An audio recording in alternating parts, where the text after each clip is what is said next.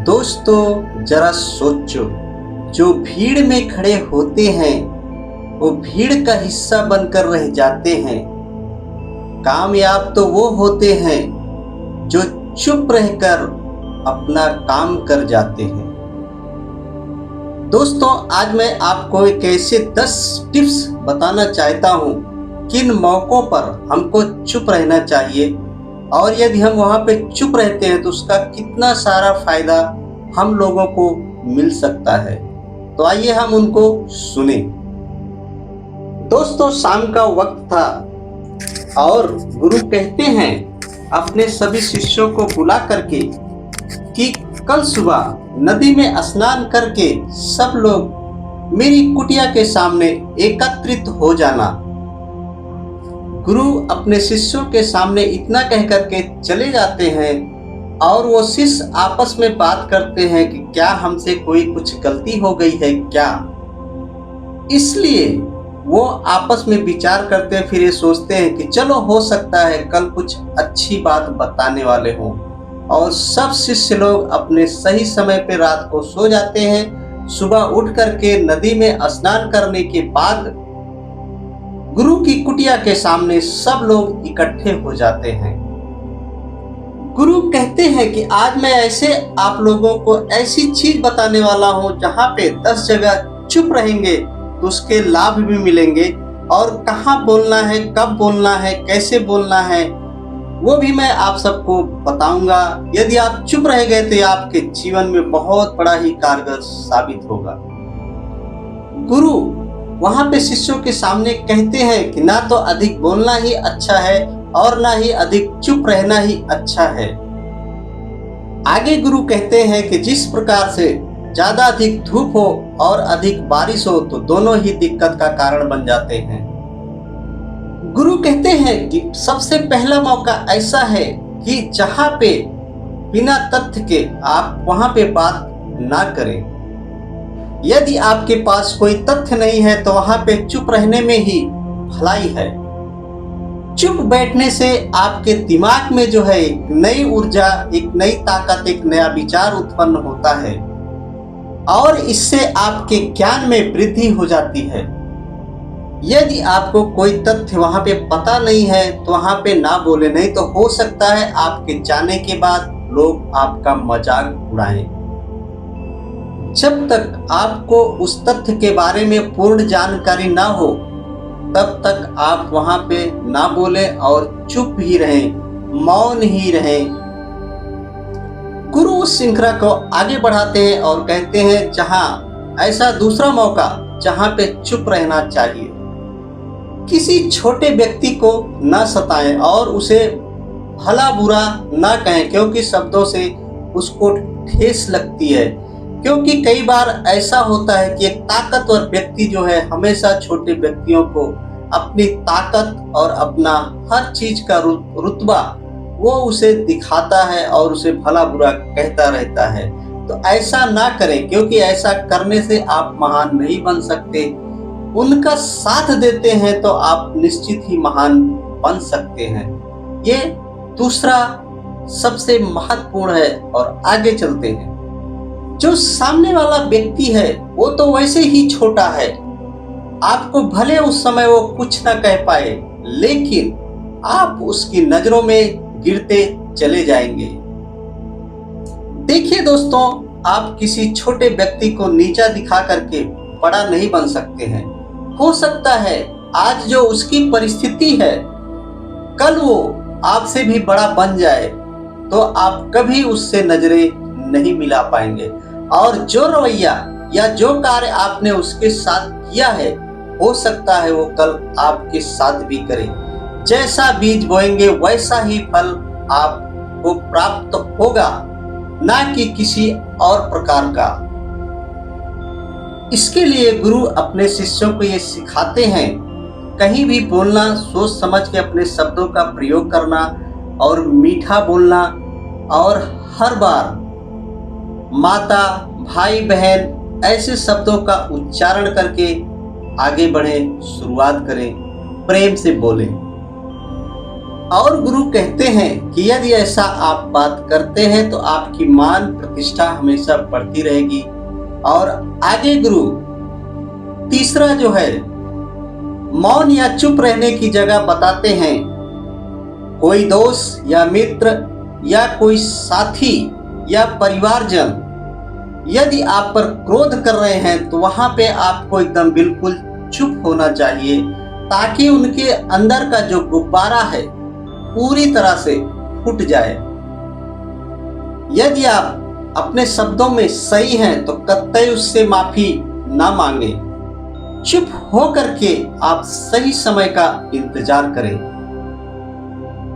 मान लीजिए गुरु कहते हैं कि यदि आपको उस समय क्रोध भी आ रहा है तो आप वहां चुप रहें, या तो फिर वहां से बिना बोले कुछ चले जाएं। इससे क्या होगा कि आपके रिश्ते बने रहेंगे।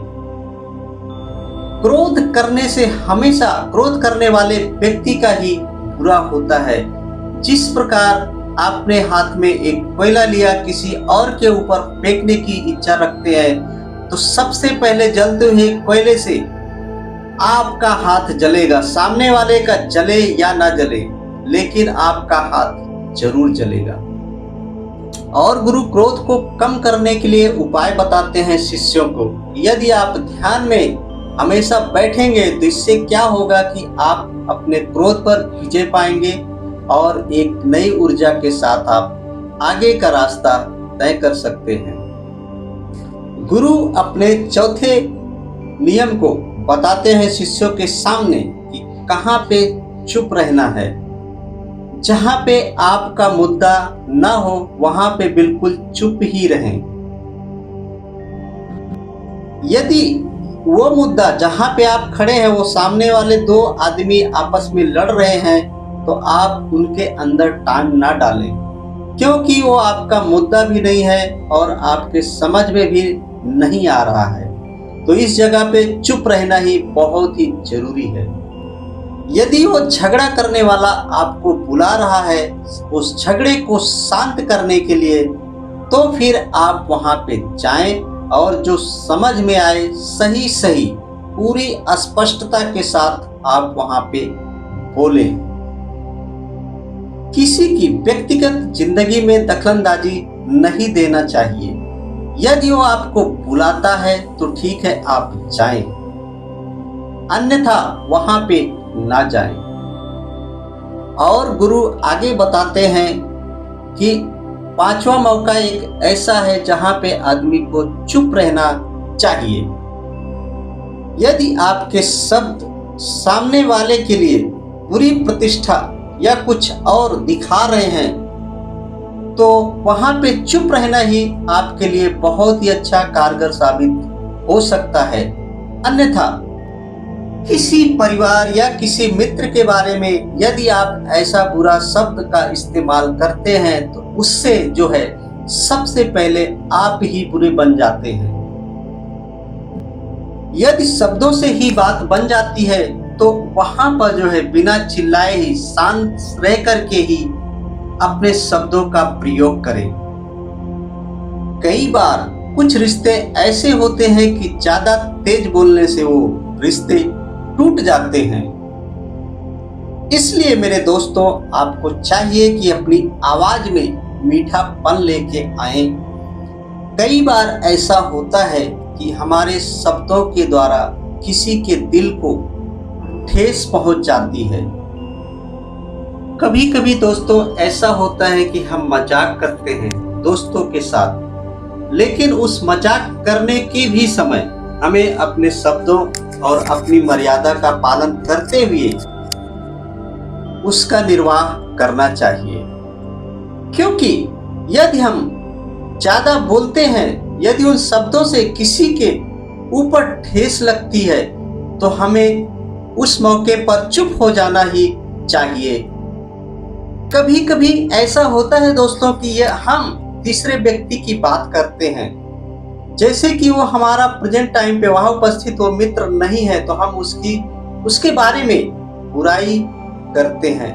ऐसा किसी भी मित्र के सामने ना करें, क्योंकि ऐसा करने से हो सकता है वो आपका मित्र जा करके उससे वो बातें बोल सकता है। इसके लिए किसी के सामने अपने ऐसे मित्र की बुराई ना करें, क्योंकि वो मित्र यदि आपको दूसरी जगह की बातें आकर के आपको बता रहा है तो ऐसा हो सकता है कि आपकी भी बात वो दूसरी जगह जा करके कर सकता है। इसके लिए हर बात हर जगह ना बोले, बहुत ही सावधानी के साथ बात करें। और गुरु अपने शिष्यों को कहते हैं, छठवां मौका ऐसा होता है कि यहाँ पे भी चुप रहना चाहिए। तो देखें, बिना जरूरत के बोलना, किसी के बारे में किसी के बीच में बोलना बहुत ही नुकसानदायक हो सकता है। इसके लिए बहुत ही सोच समझ करके यदि आप उस बात को कहते हैं, जहाँ पे कई लोग खड़े हैं, तो हो सकता है उनमें से कोई व्यक्ति आपकी बात किसी और को बता सकता है। कभी कभी ऐसा होता है, ये बुद्धिमानी की बात है कि हमें हर जगह अपना मुंह नहीं खोलना चाहिए।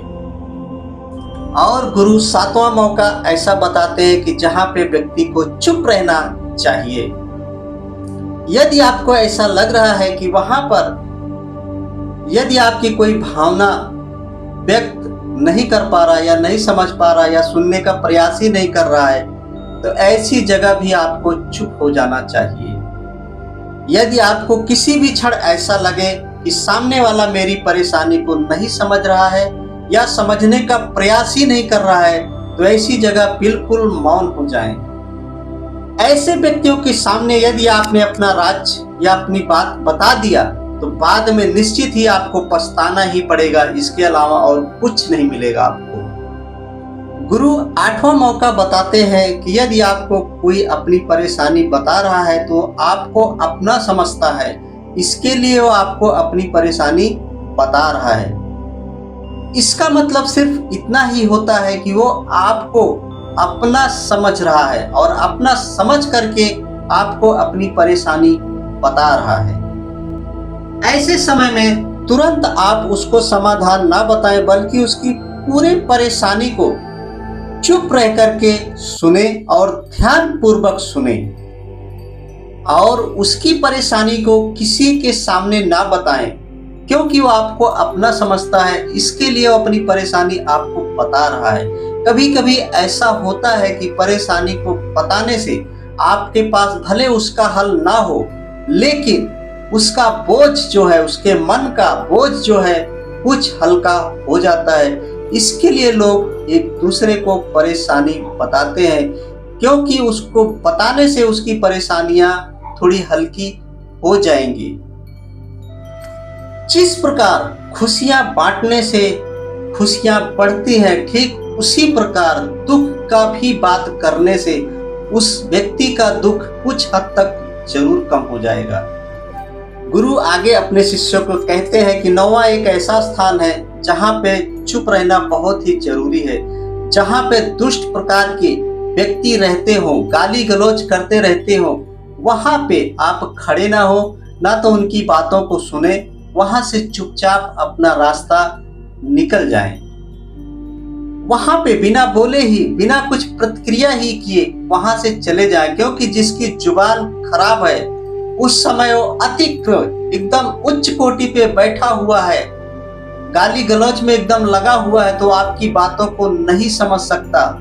हाँ, कभी शांत हो तो शायद आप उससे बात कर सकते हैं, अन्यथा उससे बात ना करें। गुरु आगे कहते हैं कि 10वां एक ऐसा है जो है अपनी सफलता का राज हर किसी को ना बताएं, क्योंकि कई लोग ऐसे होते हैं कि सफलता बहुत जल्दी अर्जित कर लेते हैं और अपने उस सफलता का ढिंढोरा पीटना चालू कर देते हैं। लेकिन मेरे दोस्त, वो नहीं समझ पाते हैं कि जो है जलने वालों की बहुत ज्यादा भरमार है। सब लोग आपकी सफलता से खुश नहीं होंगे, इसके लिए आप ढिंढोरा ना पीटे। जब आप सफल हो जाएंगे तो एक दिन निश्चित ही आपकी सफलता गवाही देगी और आप देखेंगे। गुरु आगे कहते हैं, मेरे शिष्यों, यदि आपने इन 10 बातों को अपने जहन में उतार लिया, गांठ मार ली, तो बहुत सारी परेशानियों से काफी हद तक बच जाएंगे आप सब। दोस्तों, मुझे बहुत बड़ी उम्मीद है कि आपने इस वीडियो से बहुत कुछ सीखा होगा। यदि आप इस चैनल पर नए हैं तो इस चैनल को सब्सक्राइब कर लें। ऐसे ऐसे वीडियो आपके सामने आती रहेंगी। आप सब ने जो अपना कीमती समय निकाल करके इस वीडियो को देखा है, उसके लिए आप सबका बहुत बहुत धन्यवाद और आभार। देखते रहें ब्रजेश वाणी प्रसारण। नमो बुद्धाय।